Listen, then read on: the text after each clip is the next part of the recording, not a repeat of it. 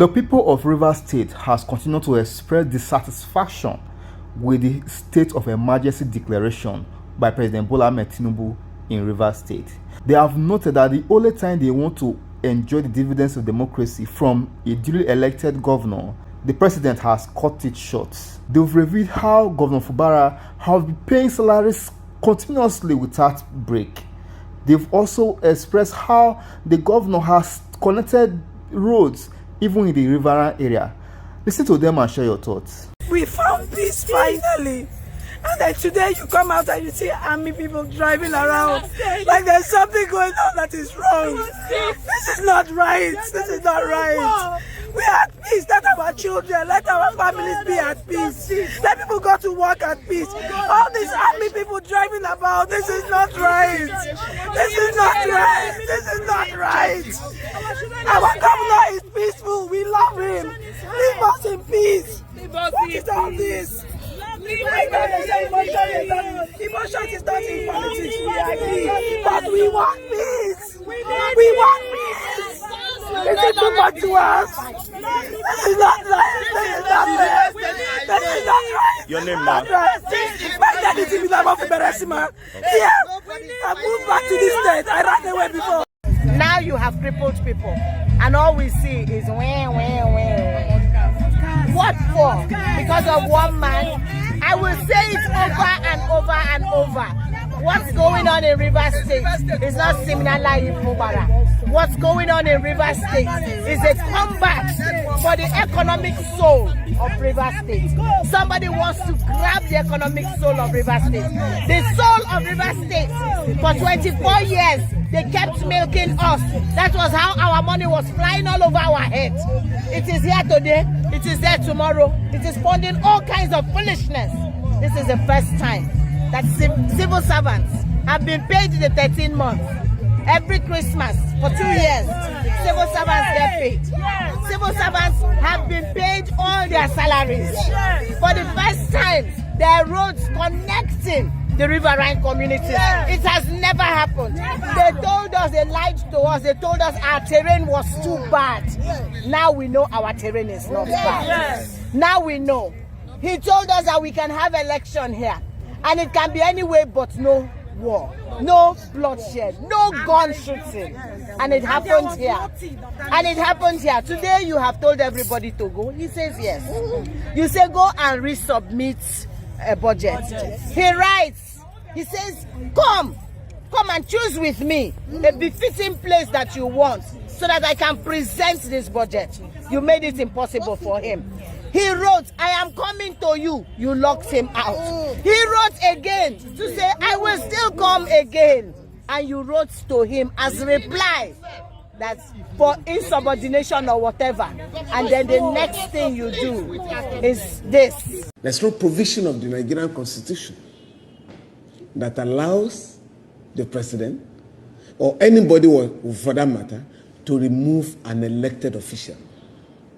Between 1979 and now, we have close to 20 cases of our court, which have upheld the right of Nigerian people to be governed properly in accordance with the law. In other words, the law is saying that it is illegal on the part of state governors to remove elected chairmen and councillors and replace them with caretaker committees. Under the Constitution, you can only remove a governor by impeachment, by resignation, or on account of ill health. In the case of a legislator, you can only remove him or her by the process of recall. So there is no provision for, or no law has empowered the president to remove a governor. In other words, you might also say that if the country is fighting a war, say with another country, do you ask the president to be removed by the National Assembly so that a sole administrator is appointed for the prosecution of the war? So it is totally what President Obasanjo did in removing governors cannot be justified under the law. I'm really disappointed in the president's speech, but not totally surprised. Any person who has followed developments in Rivers State over the past 1 year, probably knows that this didn't come as a surprise. Charles, much of last year, 2024, the Nyesom Wike group, have been working seriously, trying to destabilize the state, trying to create the exact conditions that will lead to a declaration of a state of emergency. As you probably know, Charles, even in October last year, I think specifically on the 7th of October 2024, those who were supporting the FCT minister, Nyesom Wike, burnt down 4 local government councils, during the elections, in Rivers State. And, it's very unfortunate that we've got to a point where even the president, has been sucked into this crisis. It's really disappointing. My own feeling, which reflects the broad spectrum of sentiments across the board, not just in Rivers State, but also in the Niger Delta area, is that the president himself is not a neutral party. As a matter of fact, you could argue that he's had his own fingerprints, written all over this crisis.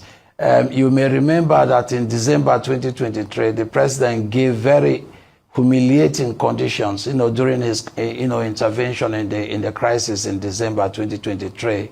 All of the 8 points, that constituted the so-called, mediation points, we are overwhelmingly against the governors, Fubara. Not a single point was against the main orchestrator of this crisis, Mr. Nyesom Wike, who is the FCT minister.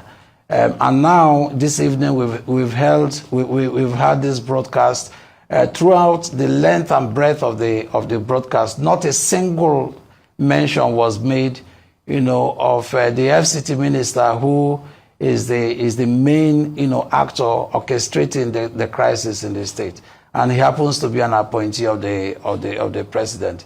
It's most unfortunate that the president has come across as an active, provider of the oxygen, to Nyesom Wike, who has now led the state into such a slippery slope, Charles.